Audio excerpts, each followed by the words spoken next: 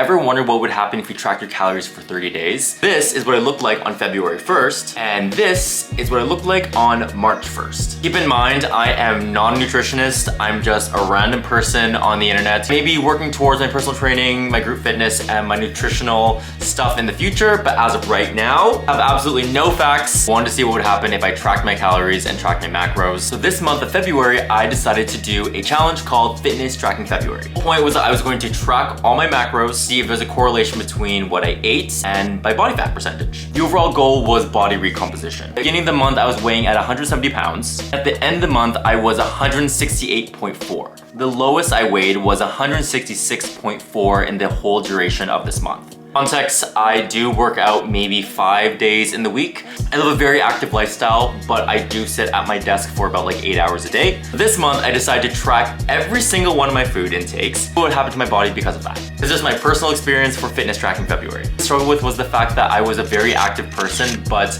I was never at the body weight that I wanted to be. I've always wanted to be that person who kind of understood what it's like to know what the food does to your body. First week was a bit of a trial run. I put in my goal into this app, and it looks like I need to be eating a total of 1,710 calories. The way they set it up with me was that 30% of my intake should be coming from carbs, 40% of my intake should be coming from fats, and 30% of my intake should be coming from proteins. I don't really know what any of that meant, but I think the first week it was really hard for me to figure out what had the perfect ratio from fats, carbs to protein. So the first week went on, I was learning very quickly that it was all about a balancing act. It was really hard for me to figure out what food combinations gave me the perfect ratio. What I did find out was that the earlier you get the balance in, the easier it would be to fill the gaps. Morning, it is currently 8:17 a.m.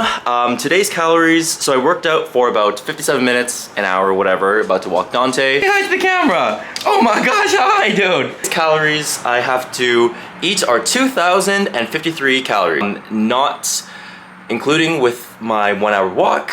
So let's go, let's do it. I started with very heavy protein breakfast, heavy carbs, and heavy fat foods. And the rest of the day, I just tried my best to fill it in. It also definitely helped to meal prep because the food that was out of my control was something I couldn't really measure myself. It's quite difficult for me to have food that's out of my control. For example, like I went to the office lunch, you know, like a friend comes over and let's say for example, like a charcuterie board and wine, you know, people start to get a little bit too obsessed and people start to measure every little thing, and I don't want to be turning into that person. But within the first week, I could already see a change. I noticed that the V on my lower torso was getting more prominent and my chest was getting elevated. Even though I was eating food that was, quote, out of my control, it didn't actually affect me as drastically as I thought it was going to. Anything so far, what's making this experiment like really interesting is that like a lot of unhealthy food is actually not that bad. You just need to make sure that you're having the correct balance of, quote, unhealthy food. I had a pepperoni pizza, veggie pizza, and if anything, that has helped with my carb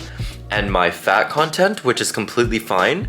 Obviously, like, it did not help with the protein content. In the second week, I also had a cheat day. Place for Filipino food. You know anything about Filipino food, it's all fats and it's all carbs. And I tried to track it, but unfortunately, in my culture, we do not say no when food is presented to us. Yes, I overate my carbs, and no, I did not track what I was eating today. That's reason number one. And then reason number two, my neighbor so graciously baked me some cookies, which I'm so grateful for. Today's a write-off as it is. I'm gonna eat the cookies. I feel the greatest about myself, but what I thought was really interesting looking back is that after I had my cheat day, I took a look at what I actually looked like, and in all honesty, it didn't really do as much as I thought it was.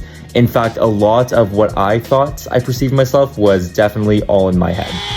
By week 2, I started to get very bored. I was eating the same old shit and I wanted to spice things up. I started to do things like add chicken broth for amino acids, protein, and collagen. I started making desserts that were higher in protein and fats, like this Greek yogurt and Oreo meal. And I even added canned tuna and crackers. Just like that.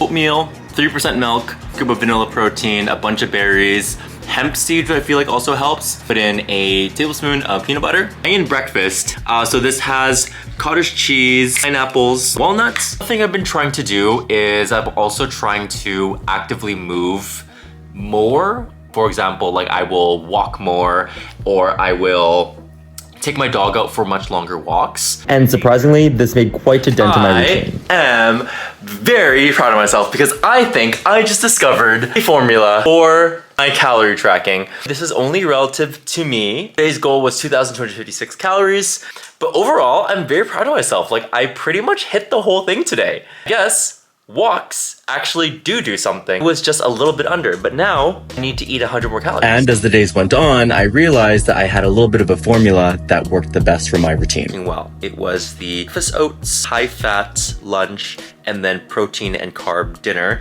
and then snack throughout the day is more like nuts and fruits and all that kind of stuff. I have found that I've had a positive relationship with food so far, which I think is very surprising. The reason for that is because I have found that I would always feel bad about myself for eating things that were unhealthy, like Oreos or chicken nuggets or like a burger or whatever. Nothing necessarily wrong with eating those things. It is all about balance. It's been difficult for me to figure out which foods are that exact balance. Obviously, a nutritional coach might be able to do that for me. Yeah, I have 2 more weeks to go with this. I'm really liking where things are going. And by the end of the second week, I started to notice my shoulders start to gain more definition. However, as you can see here, I did drop to the lowest I've been, which was 166 pounds.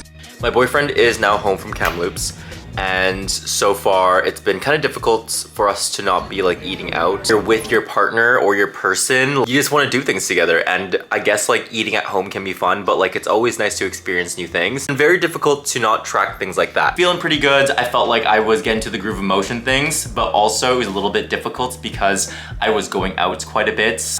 3-week check-in, almost done fitness track in February, which is crazy. I have been going out like quite a bit. Stopped tracking my calories for a couple days. Did find it hard for me to like not resist temptation. By the time the 3rd week rolled around, I decided I had such a great relationship with food that it no longer mattered to me about tracking.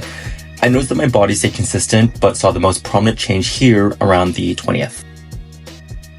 I think the big things I learned this month for fitness track in February was that small movements actually do add up in the long run. It's kind of more intentional in terms of like how I move my body. So I would be trying to do like 10,000 steps a day, which sounds like it'd be really difficult, but honestly, it's not that bad if you're moving like your household, or even if you're, you know, for me, I take my dog out for a walk, like walking to the grocery store or walking with a friend. Also found a really big thing that I noticed was that if you work out in the morning time, you kind of have a bit of a window, or you kind of have a bit of an idea of the amount of calories you should be eating throughout the whole daytime. Versus in the evening, if you're working on the evening, then you go, oh shoot, now I don't know what I should be eating for the rest of the night. I see why people have like nutritional coaches, because it was really difficult for me to kind of figure out what it was like to spread out my macros accordingly. The biggest struggle that I had this month was kind of learning how to make food, I guess. Like, I know how to make food. Like, I know how to cook. Like, I know how to make food.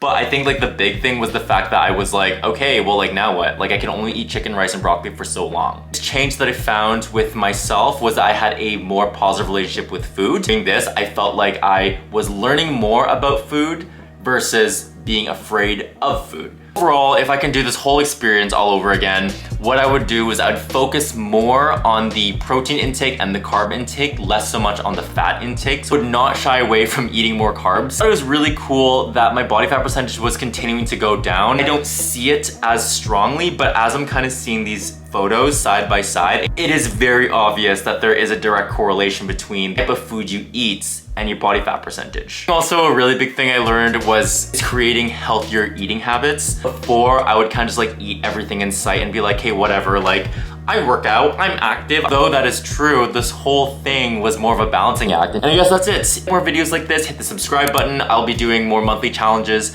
when it comes to like health and wellness, fitness track in February, March, I don't really know, macro tracking March. I already did that. If you haven't seen my grocery haul video, go ahead and check that out. To give you a little bit of context to the amount I spent if I'm tracking my macros. I know where I was gonna go with my macro tracking, but I thought it was really awesome that I finally got to learn a little bit more about food and how that affects the body overall. Anyways, thank you so much for watching, and we'll see you next time.